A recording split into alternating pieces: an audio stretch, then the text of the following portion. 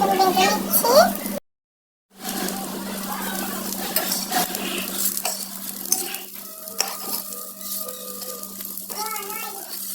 চাপা দিয়ে একসঙ্গে ভেজে পাতা বেটে নেব ভর্তাটা। এখন পাতাতে লবণ আর মরিচ নিয়ে নিয়েছি, আগে মরিচ আর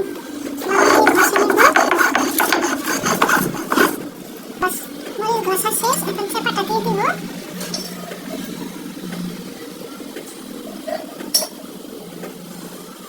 এখন চাপা দিয়ে ভালো করে মিশিয়ে দেব। মরিচ আর চাপা কিন্তু ভেজে নেওয়া, মরিচ আর চাপা বেটে নেওয়া হয়ে গেছে। এখন আমি পেঁয়াজ রসুনগুলো দিয়ে ভালোভাবে বেটে নেব।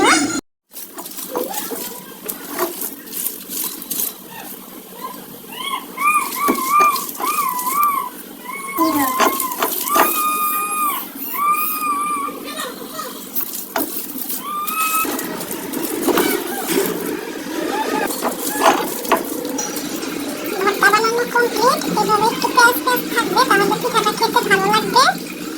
এখন আমি ভর্তাটা উঠাই নিব।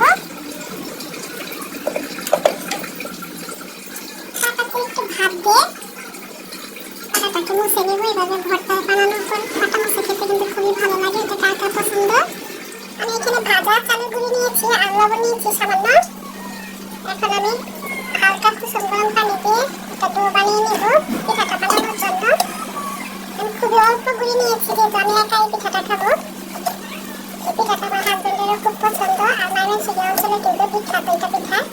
জানি না কে কে পিঠাটা খেতে খুবই পছন্দ করেন, কিন্তু আমাদের খুবই পছন্দ। আমরা ভাই বোন সবাই এই পিঠাটা খেতে খুবই ভালোবাসি। অল্প অল্প পানি দিয়ে আমি একটা ডো বানিয়ে নিই।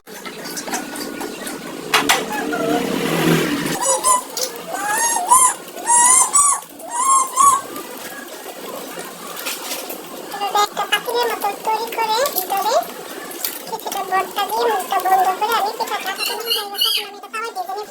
তারপর বসে দিচ্ছি, আরেকটা পিঠা দিয়ে দিলাম। এভাবে করে সবগুলো পিঠা বানিয়ে নেব। একইভাবে সবগুলো পিঠা আমি বানিয়ে নিচ্ছি। এখন একটু তাওয়াতে সেঁকে নিচ্ছি। এক পাশ ভাজা হয়ে গেলে পিঠাগুলোকে উল্টে দিতে হবে।